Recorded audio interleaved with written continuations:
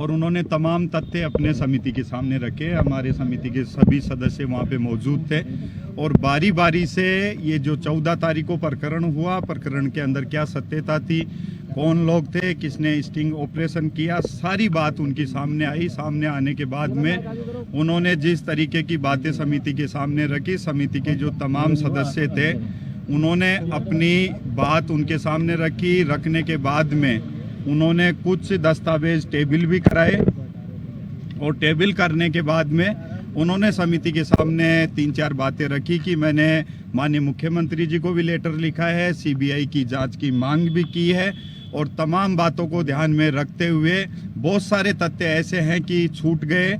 मैं इस पूरे प्रकरण के अंदर कहीं पे भी मेरा नाम नहीं है, किसी भी प्रकार के ऐसे प्रकरणों के अंदर मैं पहले भी लिप्त नहीं थी। मैंने बहुत सारी ईमानदारी के साथ में एमएलए-शिप के मामले के अंदर एमएलए से जुड़ा हुआ जो एमएलए लैड का पैसा था वो 2 साल के अंदर मैंने रिलीज़ किया है। मेरी तमाम सत्यता समिति के सामने रखते हुए मेरे को 10 दिन का समय और समिति दे ताकि मैं तमाम साक्ष्यों के साथ में समिति के सामने पेश हो सकूं। सवाल क्या क्या किए गए थे? देखिए, समिति की भी बहुत सारी मर्यादाएं हैं। समिति तमाम सदस्यों के साथ में बहुत सारी बातें उनके सामने रखी कि ये जो पूरे राजस्थान के अंदर एक वातावरण बना सोशल मीडिया के माध्यम से, लिखित पत्रों के माध्यम से, इसमें आपकी सत्यता क्या थी, क्या आप कहना चाह रहे हैं। तो उन्होंने बहुत सारी बातें रखी। हमने कहा भाई ये जो मामला आया उस मामले के अंदर प्रिंट मीडिया के माध्यम से, सोशल मीडिया के माध्यम से, इलेक्ट्रॉनिक मीडिया के माध्यम से जो बातें छपी है उसमें कितनी सत्यता समिति ये जानना चाह रही है। तो जैसे जैसे बारी बारी से समिति के सदस्यों ने भी सवाल किया, हम सब ने बारी बारी से उनसे जो सवाल किया, उन्होंने उन सवालों का पूरी तत्परता के साथ में जवाब दिया और जिस जवाब के अंदर खामी रही, कोई बातें ऐसी रही, तो उन्होंने कहा कि मैं टेबल भी करूंगी और मेरे को 10 दिन का समय चाहिए। 10 दिन के अंदर और साक्ष्य जुटाते हुए उन्होंने बेबाक तरीके से ये भी बोला कि मैंने सीबीआई की जांच के लिए भी बोला।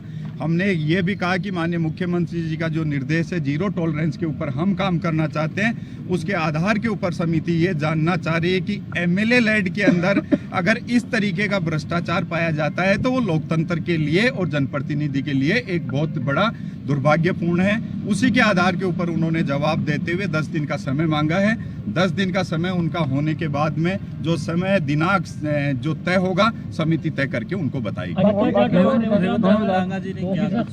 अनीता जाटव जी ने भी अपनी बात पूरी तरीके से समिति के सामने रखी है। उनका पूरा पक्ष समिति ने सुना है। समिति के सामने जो हमारे माननीय सदस्य अभी मीडिया के सामने मेरे साथ में हैं, उन्होंने बारी बारी से उनसे सवाल किया। सवाल करने के बाद में उन्होंने कहा भाई जो तथ्य मेरे साथ में थे और उसके अंदर कहीं पे भी मैं इनके अंदर लिप्त नहीं थी। हमने कहा कि लोकतंत्र के अंदर शुचिता बनाए रखना बहुत आवश्यक है और जहां तक मर्यादाओं की बात आती है, राजस्थान की विधानसभा के अंदर समिति बनी ही सदाचार के लिए है, मान्यों के व्यवहार के लिए है। उन्होंने भी 7 दिन का समय मांगा है। कुछ लिखित उन्होंने दस्तावेज पेश किए हैं जिनको समिति तमाम सदस्यों के साथ में बैठ के उनका पूरा अध्ययन करके जो तथ्यात्मक रिपोर्ट बनेगी उसको भी समिति तैयार करेगी। रही बात रेवतराम की, रेवतराम जी लास्ट के अंदर आए और रेवतराम जी ने भी 15 दिन का समय मांगते हुए समिति से आग्रह किया है कि बहुत सारी बातों को लेके उन्होंने बात कही कि ये लोग पिछले 2-3 महीने से मेरे पीछे थे, चक्कर लगा रहे थे, कौन लोग मेरे पीछे लगे हुए हैं। इनकी समिति पूरी तत्परता से जांच करे, मेरे को किसी प्रकार की कोई दिक्कत नहीं है। हमारे तमाम जो समिति के सदस्य हैं उन्होंने भी उनसे सवाल किया और सवाल करते हुए रेवतराम जी ने भी समिति के सामने 15 दिन का समय मांगा। ये तीनों माननीय सदस्यों की समिति पूरी बात सुनने के बाद में उनको जो समय निर्धारित किया है, अगली सुनवाई उनकी समय के ऊपर होगी और तमाम दस्तावेजों के साथ में होगी। अगर कोई भी विधायक इसमें दोषी पाया जाता है कमेटी तो क्या कुछ आगे प्रावधान रहेगा? देखिए, मैंने उस दिन भी आप लोगों को अवगत कराया था कि समिति राजस्थान विधानसभा की बहुत मजबूत समिति है और समिति के निर्णय, समिति के मापदंड बहुत तटस्थ है। समिति इस तरीके से किसी भी प्रकार के अंदर कोई भी लिप्त है, मगर ये समिति समिति इस निर्णय के ऊपर जब भी पहुंच पाएगी। किस पत्रकार बंधु ने इनका स्ट्रिंग ऑपरेशन किया, उनको भी समिति ने बुलाया है नोटिस देके, एक बार वो भी आ जाएंगे, उनका भी पक्ष पूरी तरीके से समिति जान ले। और 15 दिन, 7 दिन, 10 दिन इनकी तीनों माननीय सदस्यों की लिखित के अंदर टेबल के माध्यम से और जो साक्ष्य इन्होंने जुटाए, ये कह रहे हैं कि हमारे पास में भी जो वीडियो दिखाया गया वो तोड़ मरोड़ के दिखाया गया, उसमें एडिटिंग थी, उसमें बहुत सारी चीजें थी। ये तमाम तथ्य आने के बाद में समिति सत्यता के आधार के ऊपर जांच करेगी और जांच करने के बाद में तमाम दस्तावेजों के साथ में पूरी समिति के सदस्य माननीय अध्यक्ष जी से मिलेंगे, स्पीकर साहब से मिलेंगे और समिति के जो मापदंड है उन मापदंडों के आधार के ऊपर समिति निर्णय करेगी। इसमें किसी प्रकार की कोई कोताही नहीं होगी। प्रारंभिक तौर के ऊपर आज समिति ने तीनों माननीय सदस्यों को बुलाया है, तीनों माननीय सदस्यों की बात को गंभीरता से सुना है।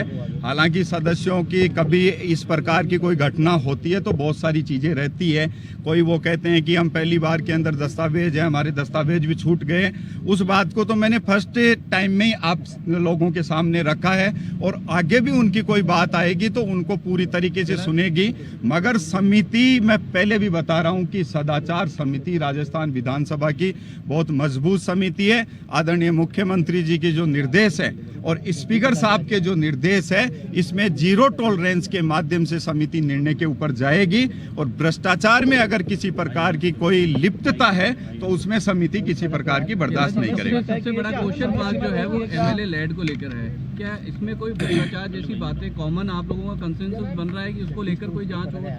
देखिए, ये मैंने पहले भी कहा कि लोकतंत्र के अंदर ऐसी बात होना बहुत दुर्भाग्यपूर्ण है, ऐसा नहीं होना चाहिए। एमएलए लेड का पैसा या एमपी लेड का पैसा गांव गरीब किसान की जनता के लिए उस सुचिता को बनाए रखने के लिए होता है जो वोट की ताकत के ऊपर मान्यों को चुनाव जिता के राजस्थान की विधानसभा के अंदर भेजते हैं। अब उस बात के ऊपर मैं तटस्थता के आधार के ऊपर आपको कह सकता हूं कि तमाम पक्षों की पूरी जानकारी लेते हुए कौन इस स्टिंग ऑपरेशन के अंदर थे, उनकी भी बात को हम पूरी तरीके से सुनेंगे।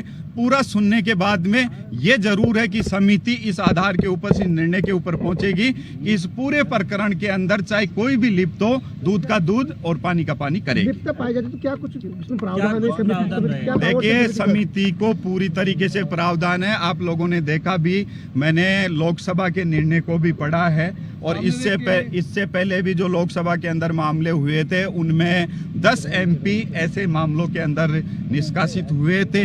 अगर इसके अंदर लिप्तता पाई जाएगी तो समिति उस निर्णय तक भी पहुंचेगी।